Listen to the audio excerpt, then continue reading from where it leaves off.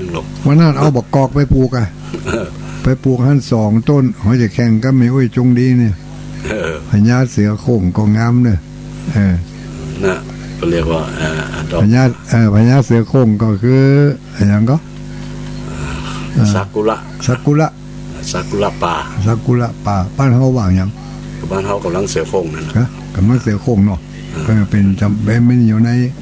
ดอกของน้ำของยาดอกก็จะงามของตั้งขึ้นไปเมืองน้อยเนาะเวลาดอกมันเนี่ยโอ้เหมาะขนาดเนาะสะพรั่งน้ำ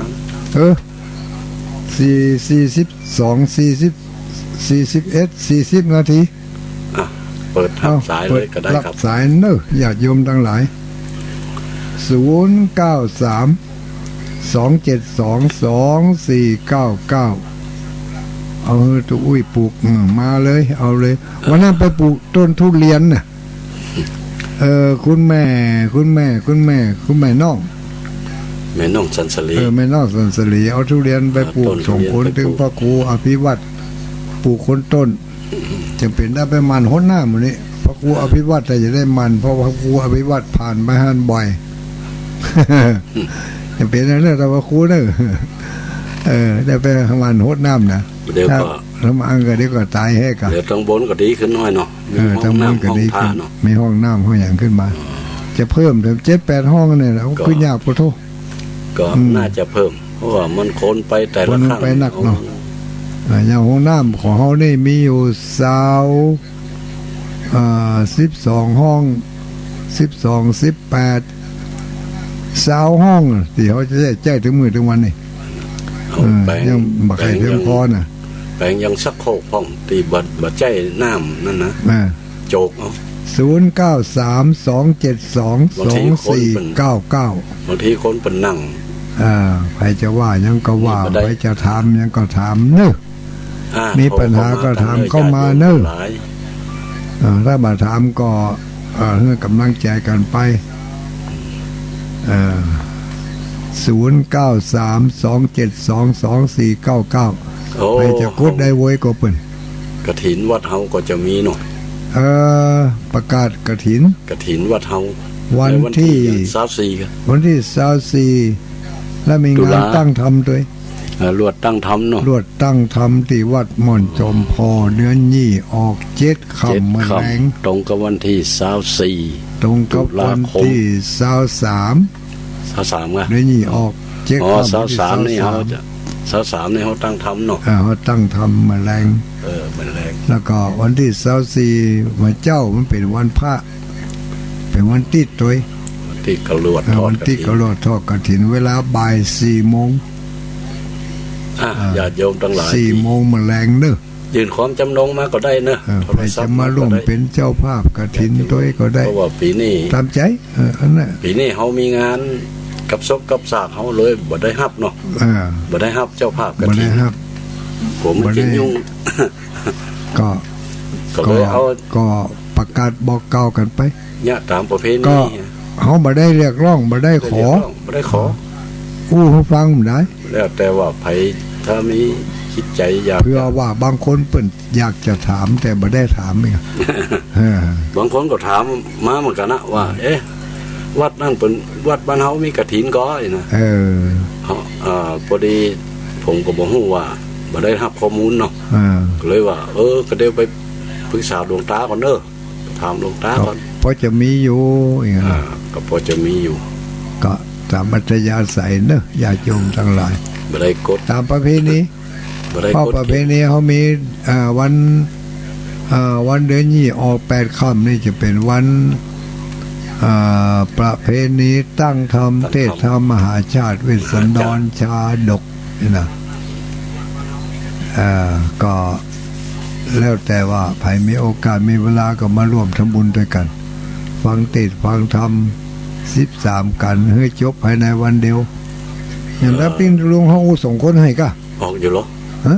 ออกอยู่กับเจ้าบ้านเจ้าว่าอันญาติโยมหันมาญาติโยมดักแซดเนาะไปถึงพูดถึงหมู่นี่ถึงบ้านน่ะ093 272 2499ก็ว่าโทรศัพท์เขาปิดไว้แม่นแต่ก็นี่โทรศัพท์บอกเปิดโลกโทรศัพท์บอกเปิด เปิงกะเดี๋ยวก็จะหมดเวลาให้กันเนี่ยนั่นเจอขั้นโทษไหนก็ได้เนาะไม่เว้ยเนาะเปิงอะสุมาเห็นแล้วเนอะกำลังเปิดเดียวนี่0932722499ดูเอาเนาะเนี่ยคือสายดีบัได้ฮับเลย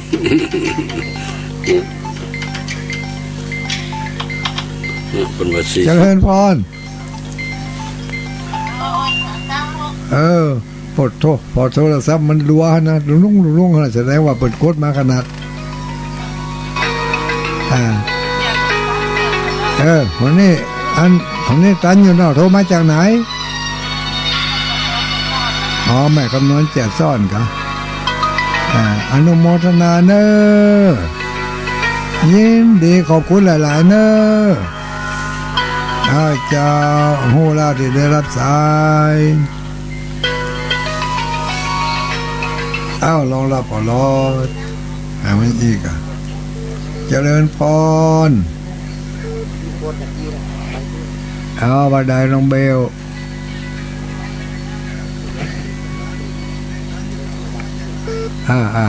ลำเดียวนี่ฮับได้อยู่ก่อ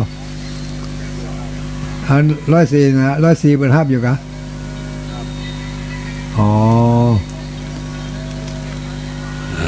น้องเบลจบต้องน้องเบลจบโดยรอค่ะสาธุน้องเบลนี่โทรเช็คประจำ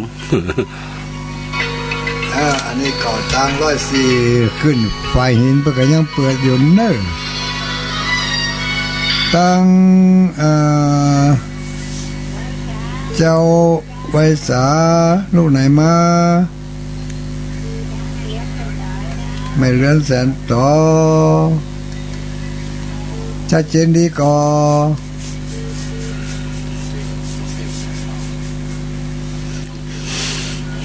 เจริญพร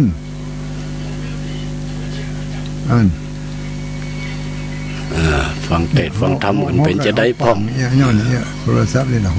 ฟังเทศฟังธรรมก่อนเป็นจะได้พ่องม่วนก็เรื่องนี่เศรษฐีตั้งห้าเสียงมันบอกเนี่ย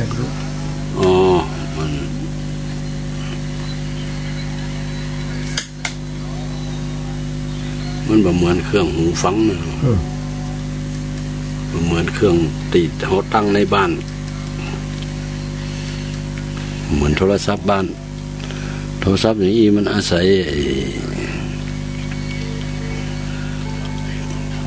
ยจมูกเปิ้นมันจะได้ว่าบ๊อบแบบนี่ฮะเล่นกับเครื่องนี่มันของบ่มีวิญญาณมันเอาใจมันว่ามันจะได้ว่าไว้บ๊อบแบบมันย้อมเปิดสายเลย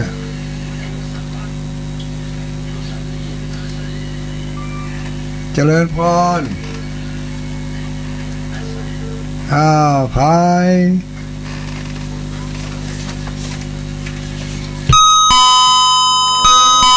บ้านแม่จันเนาะอันชื่อมันอย่างจ้า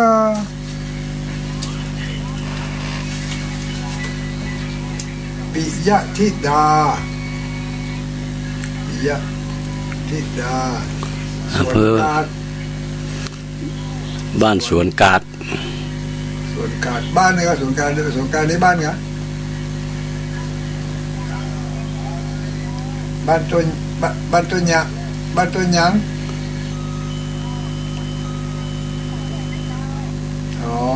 ขอตัวลูกแก้วมันละ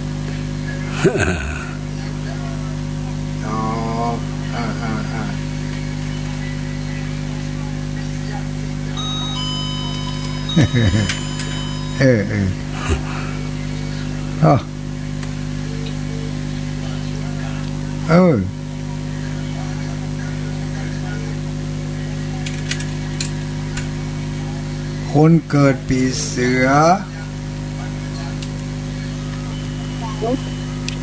คนเกิดปีเสือว่าจะได้ก็ถามมาแล้วถามไม่แล้ว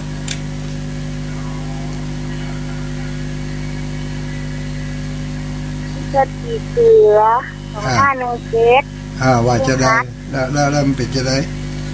มันก็ขาเป็นได้มันยี่ลุงๆดอนๆแต่ว่าเรื่องดวงชะตานี่มาได้ศึกษามาในเรื่องนี้เนาะ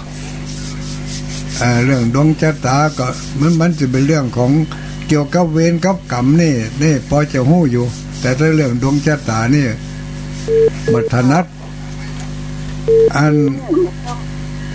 มันเป็นเวรเป็นกรรมของกันและกันที่ได้กระทำต่อกันมา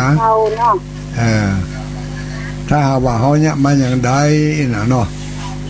แล้วทีนี้ติเขาย่างเขาอย่างใดก็แสดงว่าเขาเคยย่างเขาอย่างอันมาก่อนเนี่ยอันนี้เขาก็มาหาเนี่ยก็ถ้าจะเป็นกรรมเก่าเนาะเมื่อตะกอนเขาละเขากะไม่ใช่เฉพาะในภพนี้ชาตินี้นะชาติเก่าชาติหลังมันมันมาถึงเวลานี้เมื่อถึงอย่างอี้มาก็ต้องได้รับผลกรรมอย่างอี้นะแต่เขาก็ให้ตั้งใจว่าที่เขาได้กระทำให้เขาอย่างอี้นะเนาะก็ขอให้เขาสิ้นสุดกันกระทำแบบนี้จะไปกระทำอย่างนี้แถมไม่นะเขาขอพระคุณเจ้ากับอีกันนักนะเจ้าอนุโมทนาเนสาธุ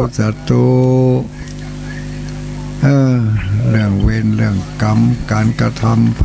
ผ่ได้เนาะเจริญพร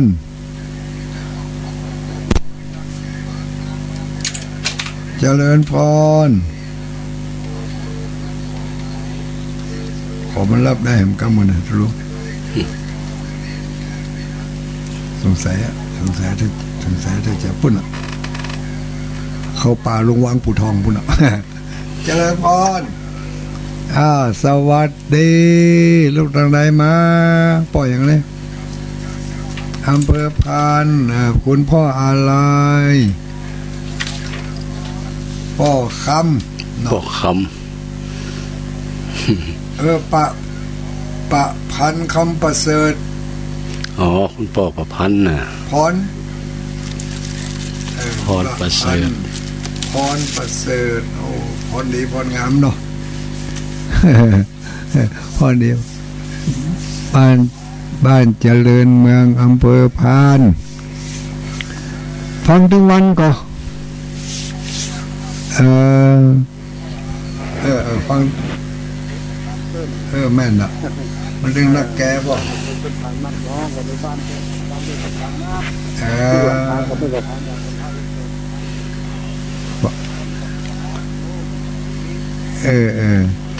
มันโทรบัตรตันเขาอนุโมทนาแท้ๆเนาะ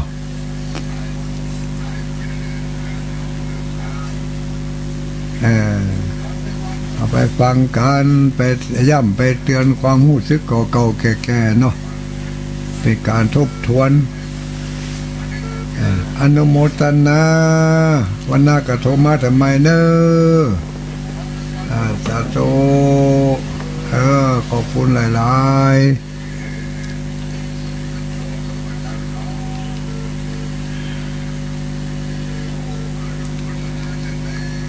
เจริญพรเจริญพรเจ้าจุลุงด้อยว่าจะได้ลูกทางใดมาว่าแต่ลูกเจซ่อนมากะบักไก่สักหน่อยเนาะเจซ่อนลูกนี่ไปเจซ่อนไปไก่ยังลายด้อยนี่มันได้แต่ว่ากับพี่น้องตั้งเจซ่อนก็เอายำเมี่ยงมาเนอะนั่นกะเพราะได้สะสมไว้เหมือนลูกในอดีตปางก่อนได้สะสมไว้นะกะมันก็บ่ฮ้อนสูญหายกับกายเกิดมาในภพนี้จากนี้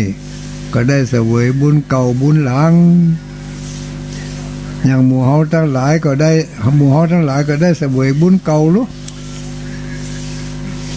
เนาะ บักกันเข้าอยากน้ำก็ได้เสวยบุญเก่าเฮานั่น มันบ่ตันเตกะเฮาสะสมไปจะน้อยก่อนเขาคือจะพอปุ่นสะสมมาตั้งแต่สมัยพระพุทธเจ้าองค์ก่อนๆพุ่นน่ะลูก สุโขปุญญสะอุจจโย เปิ้นสะสมมาตั้งแต่สมัยพระพุทธเจ้าองค์ใดแล้วเพิ่นกำลังมาได้ฮับเดี๋ยวนี้เขาก็พัฒนาต่อไปบุญเมมตายเขาบุญเมมตายเขาควายลังว่อง